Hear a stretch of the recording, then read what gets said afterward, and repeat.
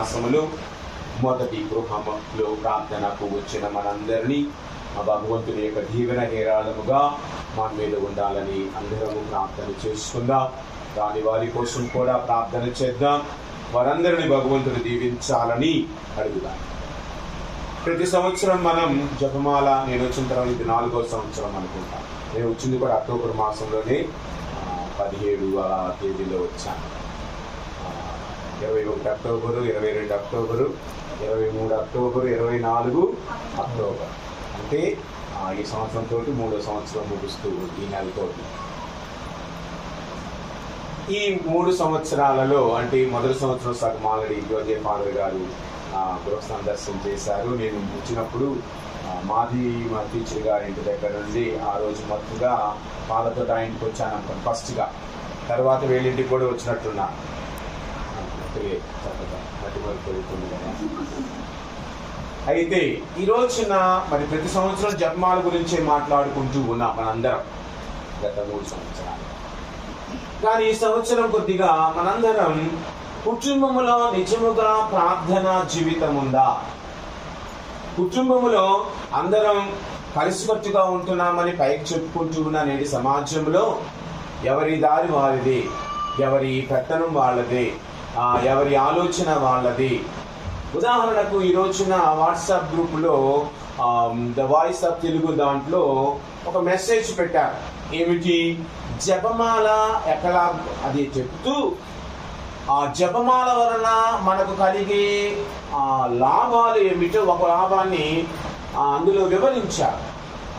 ఏమిటంటే ఉదాహరణకి దావీదు మహారాజు గొలియాతును చంపటానికి వెళ్ళటానికి ముందు ఆయన ఒక ఏరు దగ్గరికి వెళ్ళి, సెలయేరు దగ్గరికి వెళ్ళి 5 రాళ్లను ఏరుకొని తన సంచిలో వేసుకొని తన వడిసెలతో వెళ్ళాడు అని మనం చదువుకుంటూ ఉన్నాం బైబిల్ గ్రంథంలో.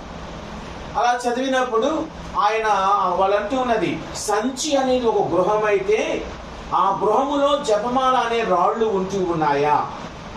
సంచి అనేది ఒక ఇల్లు, ఒక సంచి లాంటిదని మనం అనుకుంటే ఆ గృహములో తల్లి, తండ్రి, పిల్లలు ఉంటూ ఉండగా వారితో జపమాల అనే ఒక రాళ్ల బంధం. ఎందుకంటే దాన్ని ఆయన ఏం చేశారు? వడిసెలలో పెట్టి తిప్పినప్పుడు అది వెళ్ళి శత్రువు యొక్క తలను ఛేదించుకొని వెళ్ళిందని. అలాగనే నీ కుటుంబంలో జపమాల అనే రాయి ఉంటే ఎలాంటి ఆటంకాలు వచ్చినా నీవు ఛేదించగలవు. ఈ రాయితో, జపమాల అనే రాయితో నీవు ఛేదించగలవు. కారణం ఆ జపమాల అంతా శక్తివంతమైనది. గత సంవత్సరం నేను మొన్న 1వ తారీఖు ఈవినింగ్ మంగళవారం సాయంత్రం కూడా చెప్పాను. ఏమిటి? మనందరము కూడా ప్రతి సంవత్సరం జపమాలను జపిస్తూ ఉన్నాం. ఈ జపమాల నీ కుటుంబానికి ఆయు పొట్టుగా ఉందా? ఇంకొకటి, చాలా మంది ప్రొటెస్టెంట్ సహోదరుల యొక్క ప్రభావముతో ఆ జపమాలలో ఏముంది అని వాళ్ళు చెబుతూ ఉంటే మనం కూడా నీరు గారిపోయిన కొన్ని కుటుంబాలు మన మధ్య లేకపోలేదు. కానీ జపమాలను గురించి గత సంవత్సరం నేను చెప్పినట్లుగా జపమాలలోని అణువు కూడా పరిశుద్ధ గ్రంథము నుండే తీసుకొనబడింది. పరిశుద్ధ గ్రంథములో లేనిది ఏది కూడా జపమాలలో లేదు.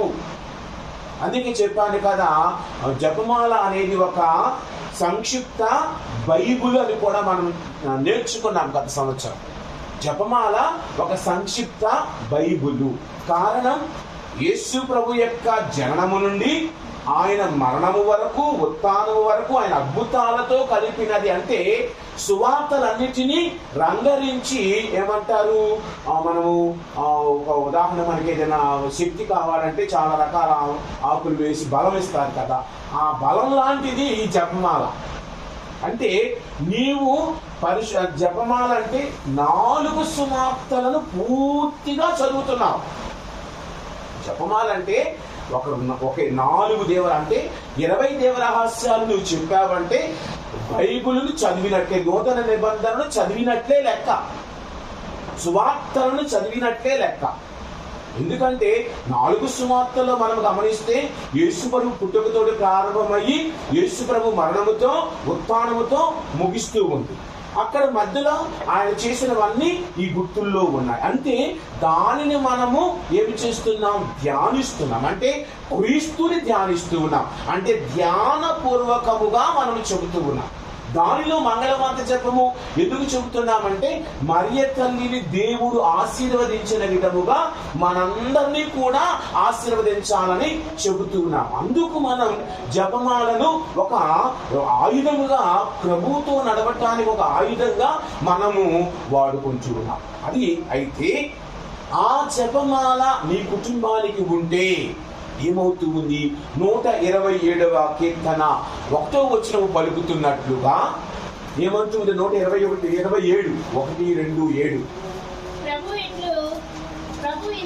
అది తల్లి, ఇల్లు కాదు, ఇట్లు వేరు, ఇల్లు వేరు.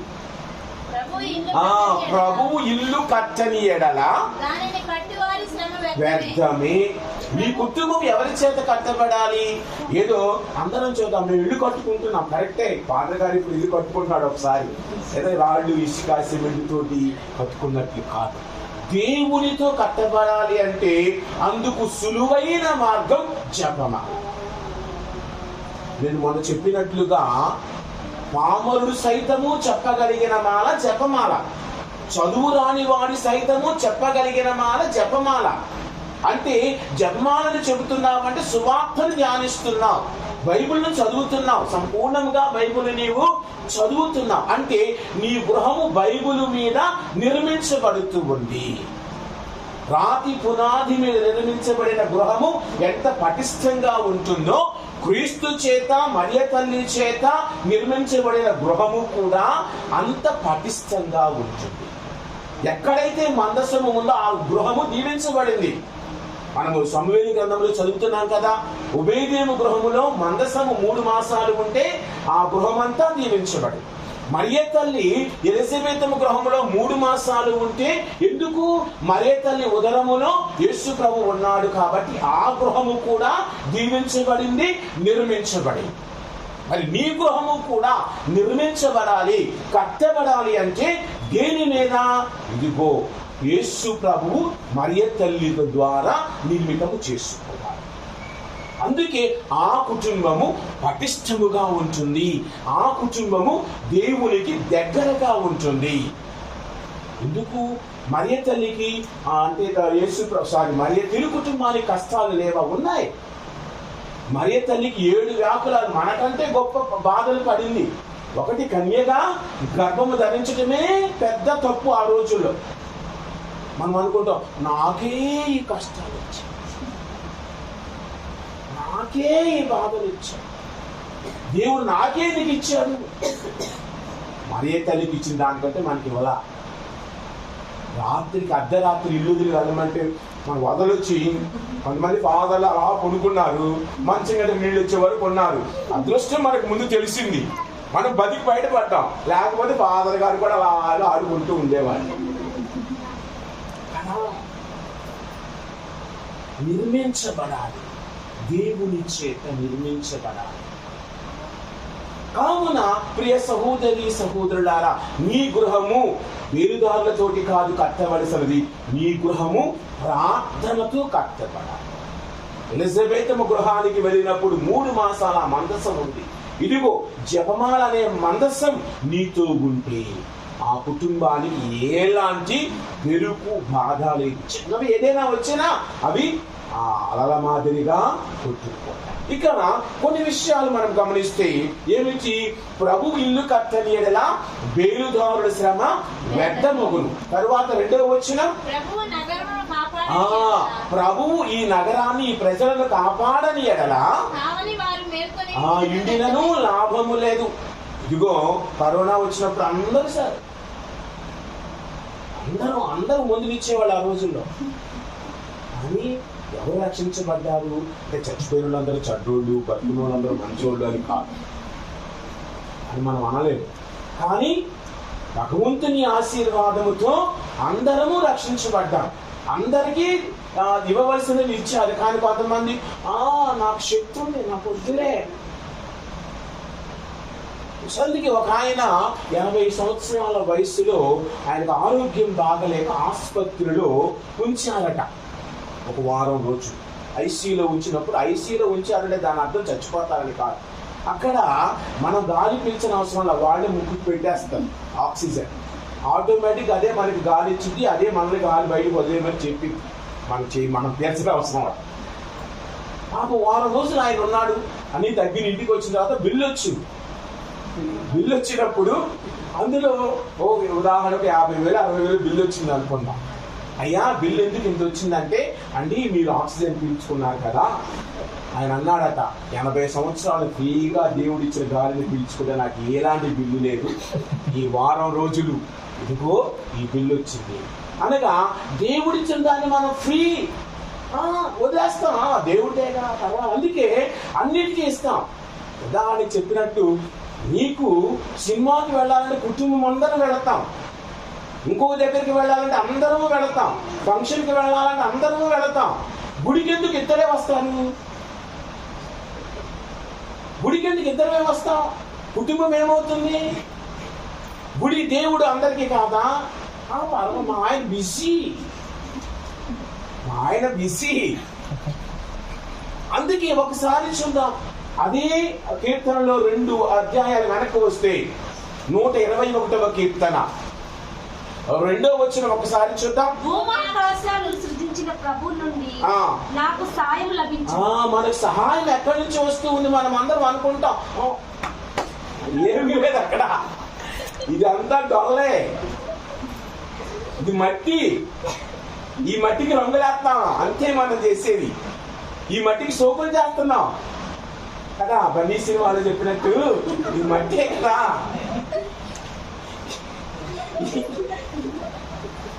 ఈ మట్టికి అన్ని సోకులే. కానీ సహాయం ఇచ్చే వారి దగ్గరకు నువ్వు పరిగెత్తటం లేదు. నీ భూమి ఆకాశములను సృజించిన దేవుడు నీకు సహాయము చేయను. నీకు సహాయం లభిస్తుంది ఎక్కడి నుంచి? దేవుని నుంచి, లోకము నుంచి కాదు. లోకములో వ్యక్తులకి సహాయపడుతున్నారంటే వారు దేవుని చేత నీకు పంపబడ్డ వారిగా నువ్వు గుర్తిస్తున్నావా? అందులో ప్రత్యేకముగా మరియ తల్లి మనందరి సహాయార్థమై దేవుడు ఎన్నుకున్నాడు. తర్వాత వచనం చదువు తల్లి. ఆయన నిన్ను కాలు జారి పడనీయడు. నిన్ను కాలు జారి పడనీయడు. నిన్ను కాపాడువాడు కునుకడు నిద్ర, నిన్ను కాపాడువాడు నిద్రపోడు, కునికి పాట్లు పడడు, నిద్రపోడు. దేవుడు నిద్రించేవాడు కాదు. మనం గుడికి వచ్చినప్పుడు చాలాసార్లు చెప్తాను కదా, ప్రభు నువ్వు బాగున్నావని అడగాం, నన్ను బాగా చూడని అడుగుతాం. లార్డ్ హౌ ఆర్ యూ, నువ్వు బాగున్నావా, ఆరోగ్యంగా ఉన్నావా, నాకు నీ సాయం చేస్తున్నావు, నువ్వు సుఖంగా సౌఖ్యంగా ఉన్నావా ఆ పరలోకంలో అడగం. నాకు అది ఇది ఇది ఇది అన్నీ కావాలి. ఆ ఇచ్చేవాడిని, వరాలు ఇచ్చేవాడిని వదిలివేసి మనం జీవిస్తూ ఉన్నాము. కానీ తల్లి అలా వదిలివేయలేదే. కడ వరకు కూడా ఆయనను వదలకుండా విడవకుండా జీవించింది.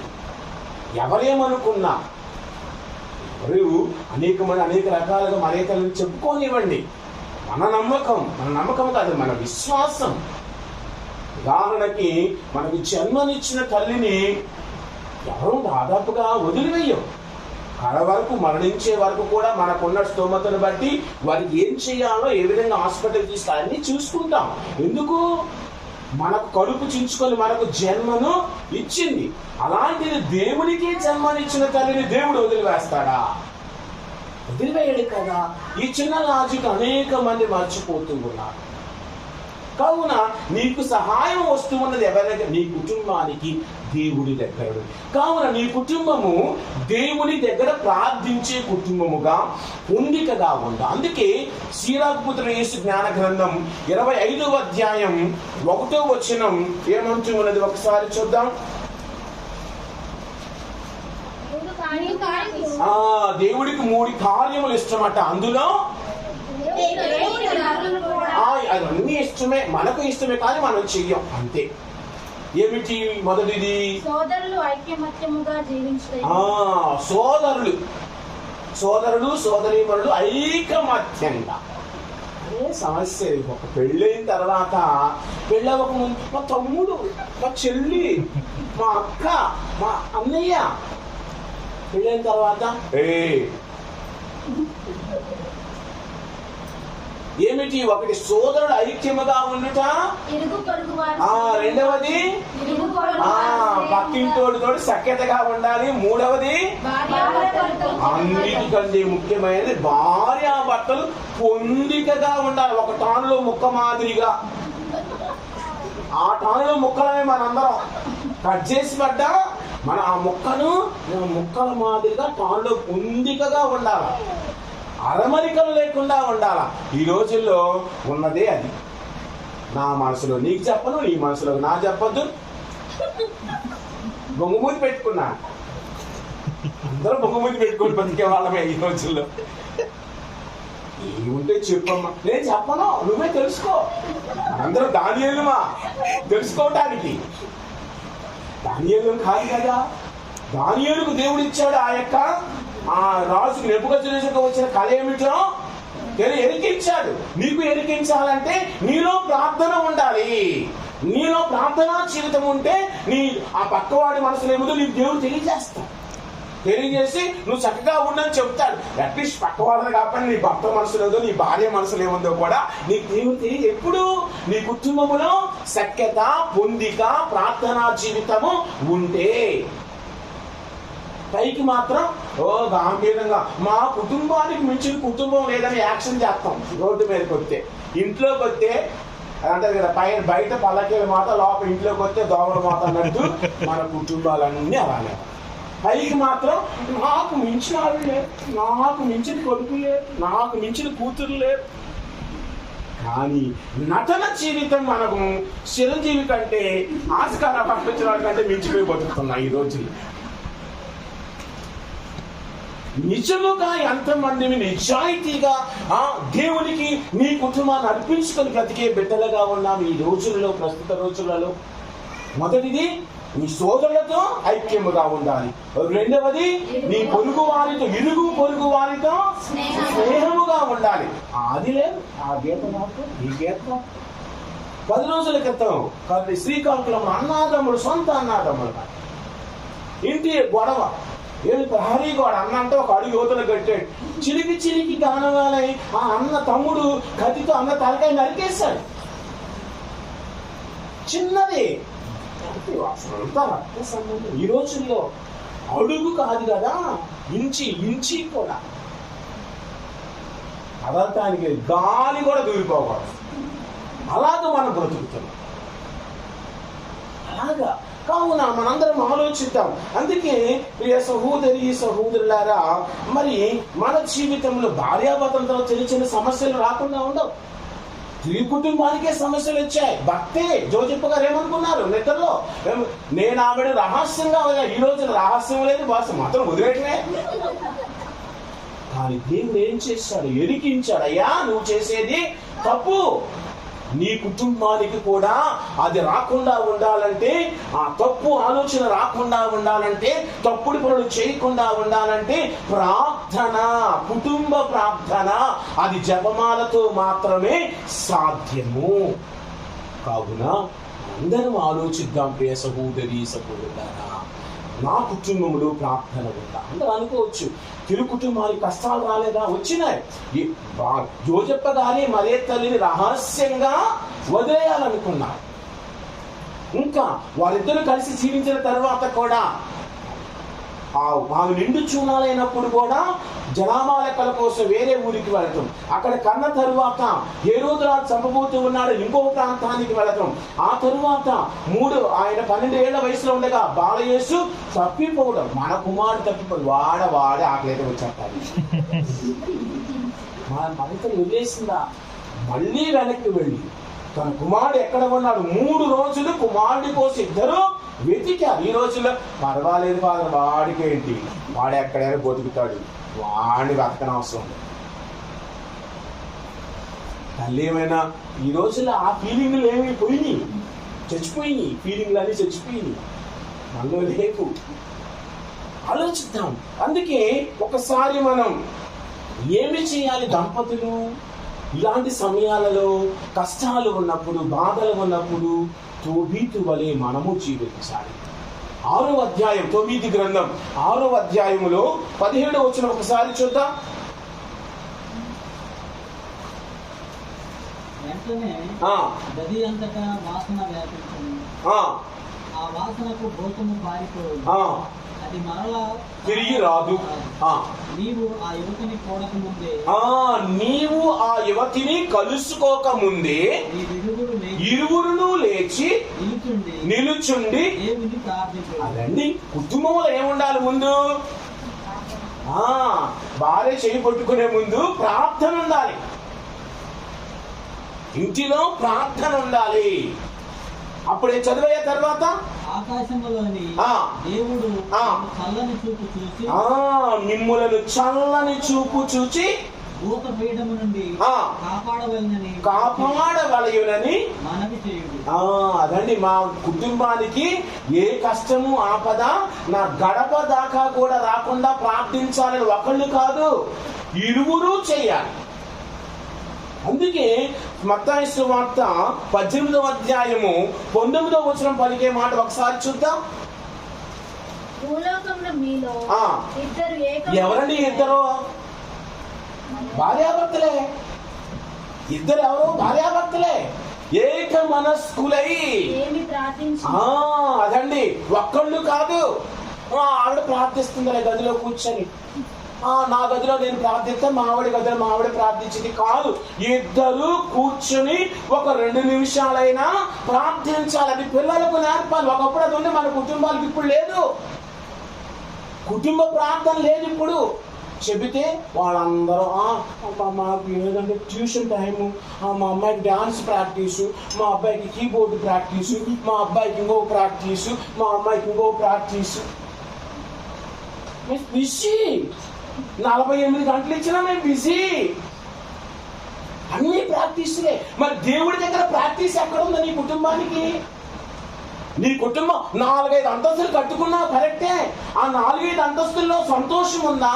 ఆ 4-5 అంతస్తుల్లో ఆరోగ్యం ఉందా? లేక నువ్వు కట్టిన వచ్చే వడ్డీ అంతా వచ్చే ఆ యొక్క ఏమంటారు, ఆ ఇంటికి అద్దెలకి ఇస్తే వచ్చేది వచ్చి ఏమంటారు దాన్ని, రెంట్, దాన్ని ఆ డాక్టర్ గారికి అలా తీసుకెళ్ళి చెప్పనమా? ప్రార్థన ఉంటే ఇవ్వనవసరంలా. ప్రార్థన ఉంటే ఇవన్నీ నీ దరికి రావు. దేవుడి నీకు, నీ ప్రార్థన స్వార్థముగా ఉండకూడదు. నీ ప్రార్థిస్తున్న ఉదయం మాకు గ్రూప్ ఉందండి, ప్రార్థిస్తామండి 4ంటికి వేసి. ఆ ఫాదర్ గారు ఎవరో ఒక ఆయన వస్తాడు, బెన్ని, ఆయన ఒకడు, ఆయనే నమ్ముతాడు కానీ ప్యారిస్ పిస్తున్నాము. ఇదివరకు క్రీస్తు రాసు ఆయన నమ్ముతారు కానీ ఫాదర్ నమ్మరు, విచార గురువుల్ని. మాకు ఆయనే కావాలండి ప్రీచింగ్ కి. ఈ ప్యారిస్ ఫిష్ ప్రీచింగ్ చేయలేడా? మరి ఆయన ఎందుకు కొత్త సంస్థ స్థాపించాడు? డబ్బులు తీసుకొని వెళ్ళి అలాంటి వాళ్ళు మీరు నమ్ముతారు. మా గుడికి అయితే ఇవ్వనంటే ఫాదర్ గారికి సందేహం, ఇంకా డబ్బులు అడుగుతూనే ఉన్నారు. అలాంటి రాగాలి 50,000 అంటాం మా రోజుకి. ఎత్తాం ఫాదర్, 1,50,000 ఎత్తాం మేము. 3 రోజులు పెట్టండి మా ప్రార్థనలో. ఫ్రీగా చెబుతాం, మాకు వచ్చి డబ్బులు ఇస్తేనే మాకు ఆనందం. ఇది కాదు ప్రార్థన. ఇది నీ కుటుంబంలో ఉండవలసినది. ఇరువురు ఏక మనస్కులై ప్రార్థిస్తారు, వారితో ఆయన ఉంటాడు. కావున ప్రియ సహోదరి సహోదరులారా, మరొకసారి తోబీతు గ్రంథం 8వ అధ్యాయం 4-5 వచనాలు ఒకసారి చూద్దాం. గది తలుపులు మూయగా తోబియా పడక మీద నుండి లేచి సారాతో, నీవు లేచి నిల్చుండుము, ప్రభువు మన మీద కరుణ పొంది మనల్ని కాపాడు. అదండి, మన కుటుంబాన్ని కాపాడాలి అంటే ప్రార్థన. అందులో ముఖ్యముగా మరియ తల్లితో. ఎందుకంటే మరియ తల్లి మీ వలే, ఎందుకంటే నేను మీరే వాడుతుంది ఇప్పుడు దాకా మన అన్న కుటుంబ జీవితం జీవించింది మరియ తల్లి. కుటుంబ జీవితంలో కష్టాలన్నీ తనకు తెలుసు. ఉప్పు ఉందా, పప్పు ఉందా, ఆయిల్ ఉందా లేదా అన్నది తనకు మాత్రమే తెలుసు. తాను కూడా జోజప్ప గారికి బాలయేసుకి 30 సంవత్సరాలు వండి పెట్టింది. తనకు తెలుసు ఆ కష్టం. కావున ఆ తల్లితో కలిసి ప్రార్థిస్తే, తర్వాత చదువమ్మా. ఇరువురము ప్రార్థన చేయి. అదండి, ఆ తల్లితో మూడో వ్యక్తి ఎవరు? బయట ఆయన కాదు నీ కుటుంబంలో రావాల్సింది, దేవుడు మూడో వ్యక్తిగా ఉండాలి. అప్పుడు నీ కుటుంబం పితా పుత్ర పవిత్రాత్మతో దీవించబడుతుంది. భార్య పిత, భర్త పుత్రుడు అయితే, ఇదిగో మరియ తల్లి పవిత్రాత్మతో నింపబడిన తల్లి నీ కుటుంబంలో ఉంటుంది. ముగ్గురు కలిస్తే, అందుకే నేను ఇప్పుడు పెళ్లికి వస్తాను. నేను ఇంతవరకు ఇక్కడ పెళ్లిళ్ళకి సన్మని చెప్పలా. ఆడవాళ్ళు జడేసుకుంటారు కదా, 3 పాయలు తీస్తారు కదమ్మా. 3 పాయల పితాపుత్ర పవిత్రాత్మ. ఆ 3 పాయలు మొదట్లో చక్కగా 3 ఉంటాయి, కానీ కలిసిపోయి అలాగా దేవునితో భార్యాభర్తలు కలిసిపోవాలి. ఏ పాయ ఎక్కడుందో రెండోసారి వేసిన తర్వాత తెలియదు. అంతగా కుటుంబము దేవునితో కలవాలి. 3 పాయలు. మా అమ్మ నవ్వుతుండేది, నేను ఎప్పుడు శర్మ జ్యోతి మా ఊళ్ళో మా అమ్మ నవ్వుతూ ఉండేది. అంటే ఆడవాళ్ళు జడతోటి పోలుస్తామని. కరెక్టే కదా. ఆ 3 పాయలు, ఒకటి భగవంతుడు, ఒకటి 2 భార్యాభర్తలు అయితే, ఆ 3 కలిసిపోతే ఆ జడ అంత అందంగా కనపడిద్ది. నీ కుటుంబము కూడా దేవునితో కలిస్తే అంత అందంగా, అంత సుందరముగా, అంత గొప్పగా దేవుడు నీ కుటుంబాన్ని ఆశీర్వదిస్తాడు.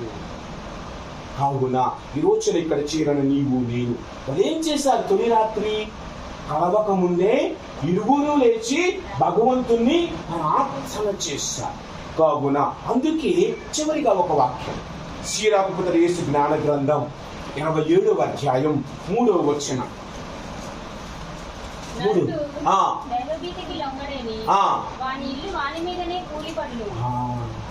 ప్రార్థన లేకపోతే నీళ్ళు నీ మీదే. చదువుంటే ఏం పర్వాలేదు, కొత్తగా చదువుతున్న వాళ్ళు గుర్తు పెట్టుకున్నాం. నీ కుటుంబములో ప్రార్థన లేకపోతే అప్పుల వలన కూలిపోవచ్చు, తగాదా వలన కూలిపోవచ్చు, ఇతర మానసిక జీవితము ద్వారా కూలిపోవచ్చు. కావున ఏ కుటుంబంలో అయితే ప్రార్థన ఉంటుందో అదే దైవ భీతి అనగా ప్రార్థనా జీవితం. దేవుని ఎడల భయభక్తులు కలిగిన దేవుడు ఏం చేస్తాడు అనుకుంటే ఆయన చేసేది. అందుకే అంటారు కదా, దేవుడు కొడితే డాక్టర్ దగ్గరికి వెళతాం, డాక్టర్ కొడితే మళ్ళీ దేవుడి దగ్గరికి. ఒక మాట అన్నారు, మళ్ళీ నేను మేము కొట్టవలేనా అని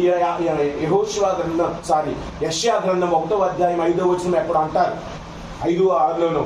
మళ్ళీ నేను మేము కొట్టవలన అరికాల నుండి తలనెత్తి వరకు మీలో ఏ భాగము కూడా చక్కగా లేదు.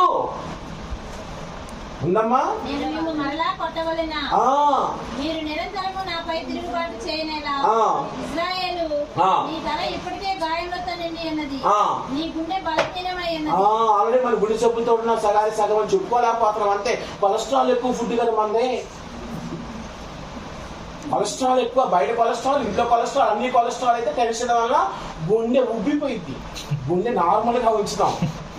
ప్రార్థన ఉంటే గుండె నార్మల్ గా ఉండిద్ది, ఆరోగ్యం నార్మల్ గా ఉండేది. ప్రార్థన ఉంటే టెన్షన్ లేదు కదా. టెన్షన్ లేని ఆయన తీసుకున్నాడు, నీకు టెన్షనే లేదు, ఆయన ఉన్నాడు కదా చూసుకోవటానికి. భయం ఎందుకు, దిగులెందుకు, నేను నీకు తోడుగా ఉన్నాను కదా ఆయన పలుకుతూ ఉంటే. లేదు మాకు ఇదే ఆ టీవీలో వచ్చితే అదే ఒక ఆయన చెప్తాడు, మొన్న అన్నాను నేను ఏంటోటి, మగవాళ్ళకంటే సాయంత్రం 6 నోరు పీకుతూ ఉండిద్దంట, ఆడవాళ్ళకి కళ్ళు పీకుతూ ఉంటాయంట టీవీ చూడకపోతే. కుటుంబాలు అలా తయారయ్యాయి ప్రస్తుతం. 6 నుండి 10:30 వరకు టీవీ ఆన్ అవ్వాలి, అందులో ఏదొచ్చినా చూడాల్సిందే. కొంపటి కావచ్చు, ఇంకోటి కావచ్చు, ఏదైనా. ఇప్పుడు బిగ్ బాస్ తయారైందిగా, వరస్ట్ ప్రోగ్రామ్. మనకి అయ్యే మనిషికి పిల్లలకి మార్చొద్దు మమ్మీ, అది ఇప్పుడు సెలవులు అదిగాక ఇంకా సచ్చింది కూడా అమ్మా నాన్నకి. ఆలోచిద్దాం. ప్రార్థన నీ కుటుంబంలో నరుడికి ఏంటమ్మా ఏమన్నారా వచనంలో, నరుడుకు దైవభీతి లేనిచ్చు ఆ ఇల్లు దాని మీద దానినే కూలిపో. ఇక్కడ నేను ఇల్లు మళ్ళా కొట్టవలయునా. ఆల్రెడీ నీలో దెబ్బలున్నాయి, ఆల్రెడీ నీలో గాయాలున్నాయి, అంటే ఆల్రెడీ నీవు ఎంత మెడికల్ ఇసుకతోటి ఆ ఫైల్ అంతా నిండిపోయి ఉంది. మళ్ళా కొట్టాలా? ఆల్రెడీ కొడతానే ఉన్నానుగా, తగ్గరాదు, నా దగ్గరికి రా, అవన్నీ అవసరం లేదు అని అంటూ ఉంటే, లేదు లేదు మా డాక్టర్ గారిదే ఇష్టం. వద్దమ్మా, భగవంతుని అడుగుదాం, దీవించమని అడుగుదాం, ఆశీర్వదించమని అడుగుదాం. ఆయన దీవెన, ఆయన ఆశీర్వాదం, ఆయన కరుణ నీకు నీ కుటుంబానికి ఎప్పుడూ రక్షగా ఉండాలి. నీ కుటుంబము ఏ రాతి మీద ఉండాలి? ఇసుక మీద, రాతి మీద? ఇసుక మీద కాదు, రాతి పునాది మీద నీ కుటుంబము అనగా, రాతి పునాది అనగా ప్రార్థన అనే పునాది మీద నీ కుటుంబం నిలబడగలిగితే, దావీదు రాజు వలె వడిసెల కలిగిన జపమాల అనే వడిసెలు నీవు కలిగి ఉంటే, అది తిప్పుతూ ఉంటే ఆ దానిలో వచ్చే గాలికి, దానిలో వచ్చే వేడికి నీ పిశాచి కాని ఏది కాని నీ కుటుంబం దగ్గరకు రాదు.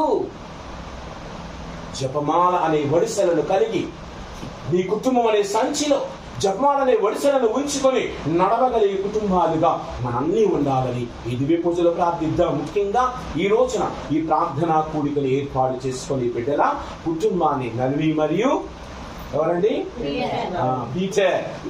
పీటర్ అంటేనే రాయి, స్ట్రాంగ్ మ్యాన్. తిరుసభ ఆయన మీద నిర్మించబడింది అనగా భక్త మీదే కుటుంబం నిర్మించబడుతుంది. ఏ కుటుంబమైనా అంతేగా నా మాటే వినాలంటే నా మాటే శాసనం. మనం శివగాములం కాదు, దేవుడికి చెందిన విగ్రహం. నా ప్రభు దీవించాలని ప్రార్థన చేస్తున్నాం.